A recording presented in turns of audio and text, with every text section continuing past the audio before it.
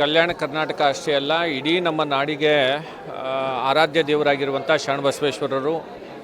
ಶರಣಬಸವೇಶ್ವರ ಸಂಸ್ಥಾನದ ಪೀಠಾಧಿಪತಿಗಳಾದಂಥ ಪರಮಪೂಜ್ಯ ಶರಣಬಸವಪ್ಪ ಅಪ್ಪಾಜಿಯವರು ಇವತ್ತು ನಮ್ಮ ಮಧ್ಯದಲ್ಲಿ ಇಲ್ಲ ಅಂತಂದರೆ ನಮ್ಗೆ ಯಾರಿಗೂ ಕೂಡ ನಂಬಲಿಕ್ಕೆ ಸಾಧ್ಯ ಇಲ್ಲ.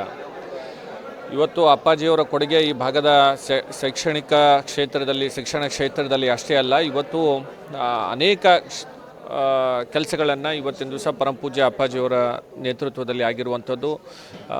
ಶಿಕ್ಷಣ ಕ್ರಾಂತಿಯನ್ನು ನಮ್ಮ ಭಾಗದಲ್ಲಿ ಮಾಡಿ ಏನು ಕಲ್ಯಾಣ ಕರ್ನಾಟಕ ಒಂದು ಹಿಂದುಳಿದಂಥ ಪ್ರದೇಶ ಅಂತ ಅನ್ನೋದು ಹಣೆಪಟ್ಟಿ ಇತ್ತು, ಆ ಹಣೆಪಟ್ಟಿಯನ್ನು ತೆಗೆದುಹಾಕಲಿಕ್ಕೆ ಇವತ್ತು ಕಲ್ಯಾಣ ಕರ್ನಾಟಕನೂ ಕೂಡ ಇವತ್ತು ಒಂದು ಅಭಿವೃದ್ಧಿ ಹೊಂದಿರುವಂಥದ್ದು ಮತ್ತು ಶಿಕ್ಷಣದಲ್ಲಿ ವಿಶೇಷವಾಗಿ ನಮ್ಮ ಭಾಗನೂ ಕೂಡ ಇವತ್ತು ಯಾವುದೇ ಭಾಗದಕ್ಕಿಂತ ಕಡಿಮೆ ಇಲ್ಲ ಅಂತ ಅನ್ನೋದನ್ನು ಇವತ್ತು ಪರಮಪೂಜ್ಯ ಅಪ್ಪಾಜಿಯವರಿಂದ ಶಿಕ್ಷಣ ಸಂಸ್ಥೆಗಳನ್ನು ಪ್ರಾರಂಭ ಮಾಡೋದ್ರ ಮುಖಾಂತರ ಇವತ್ತು ಆ ಒಂದು ಕಾರ್ಯ ಆಗಿರುವಂಥದ್ದು. ಹೀಗಾಗಿ ಲಕ್ಷಾಂತರ ಮಕ್ಕಳಿಗೆ ಇವತ್ತು ಉಚಿತವಾಗಿ ಶಿಕ್ಷಣವನ್ನು ಕೊಡುವಂಥದ್ದು ಮತ್ತು ಅನ್ನದಾಸೋಹವನ್ನು ಉಚಿತವಾಗಿ ಮಾಡುವಂಥದ್ದು, ಈ ರೀತಿ ಅನೇಕ ಕಾರ್ಯಗಳನ್ನು ಇವತ್ತು ಪರಮಪೂಜ್ಯ ಅಪ್ಪಾಜಿಯವರ ಒಂದು ಅವರ ಅಮೃತ ಹಸ್ತದಿಂದ ಆಗಿರುವಂಥದ್ದು ಅಂತ ಹೇಳಬೇಕಾಗುತ್ತೆ.